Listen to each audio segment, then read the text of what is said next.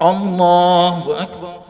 Réunis en échantillon d'imams de Kinshasa pour commémorer ce vendredi 31 juillet, un événement capital dans la vie islamique qui est l'histoire du père de la foi, le prophète Abraham. La fête de Tabaski ou de sacrifice pour le musulman a été célébrée à ces jours.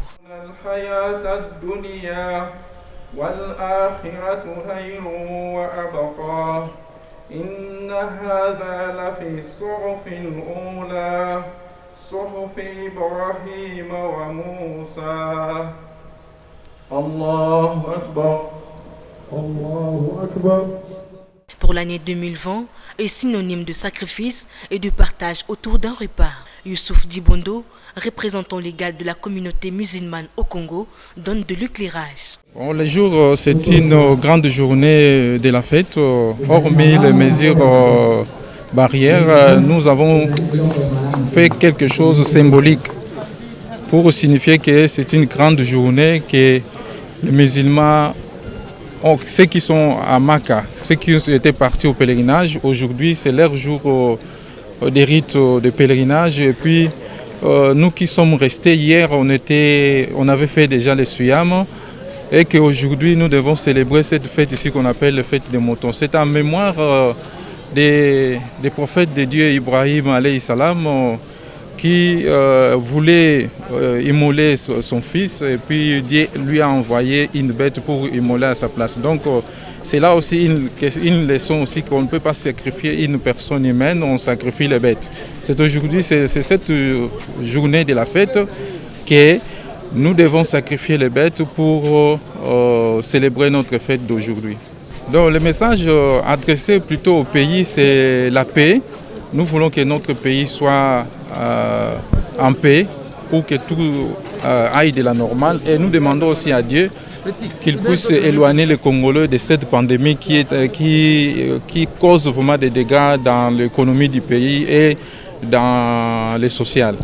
Et nous demandons aussi au chef de l'État de soutenir cette communauté qui est vraiment pour lui, parce que nous sommes la communauté qui avait déclaré son soutien, la première communauté qui avait déclaré son soutien lorsqu'il était élu. Au moment où les autres doutaient encore, attendaient encore les résultats de la Cour constitutionnelle, on s'est mis debout pour féliciter le chef de l'État de son élection. Donc nous demandons aussi qu'il puisse nous soutenir à ce qui est de difficultés qui sont dans notre communauté. Nous sommes toujours derrière lui et nous sommes toujours là pour militer pour l'intérêt de notre pays.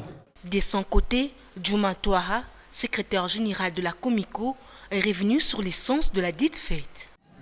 Réunis pour commémorer un événement capital dans la vie islamique qui est l'histoire de notre père de la foi. Nous citons le prophète Abraham alayhi salam. Pour construire les journées d'aujourd'hui, vous savez, Abraham avait fait 99 ans sans enfant, et puis lors d'une visite, c'est une visite surprise, il y avait des anges qui l'ont visité, lui ne savait pas, ils les ont octroyé un repas et ces gens ont dit que non, nous ne pouvons pas manger. Et ses voisins se sont moqués de lui pour dire que non, écoutez, il a prêté un repas pour des gens qui n'ont pas mangé. Il a dit non, ça pour moi, c'était vraiment quelque chose de ridicule. S'il s'avérait que j'avais un enfant et que Dieu me demandait de donner cet enfant à Dieu, j'allais le faire. Après quelque temps, Dieu lui a donné un enfant. Et cet enfant, c'était Ismaïl alayhi salam. Cet enfant résidait dans le désert, je ne peux pas entrer dans les détails, avec sa maman Agar. 9 ans, 7 ans après que l'enfant Ismaël ait cet âge, qu'il ait l'âge d'accompagner son papa, Dieu l'a révélé que vous m'avez fait une promesse. Lui s'est demandé c'est quelle promesse. Après tout, il s'est rendu compte que non, il avait promis à Dieu s'il avait un enfant, il allait vraiment immoler même cet enfant pour Dieu. C'est exactement au jour d'aujourd'hui, à la hauteur du mont Arafat, que Abraham alayhi salam avait pris son fils Ismaïl. Il a dit à Agar que vous m'apprêtez l'enfant, je vais sortir avec lui. Ils arrivent là-bas. Il a dit à l'enfant que non, moi j'ai une promesse que j'avais faite à Dieu. Je devrais vous immoler. l'enfant a dit, il fait le matou mar. Mon père, moi, fais sec, Dieu t'a ordonné sur moi. Fais ce que Dieu t'a ordonné sur moi. Mais arrange-moi très bien pour que mes habits ne soient pas entachés du sang. Maman sera frustrée quand il va voir ce sang-là. Sois un homme courageux, fais-le ce que Dieu vous a recommandé. Et quand il a pris son couteau pour égorger son propre fils, l'unique fils qu'il avait à ce temps-là, le couteau n'arrivait pas à arracher la gorge. Et il s'est fâché contre le couteau. Toi, moi je t'ordonne de couper, tu ne coupes pas. Et le couteau a répondu, écoutez, moi j'ai un autre ordre contraire. Dieu me dit de ne pas couper, toi tu me dis de couper. Et qu'est-ce que moi je dois faire?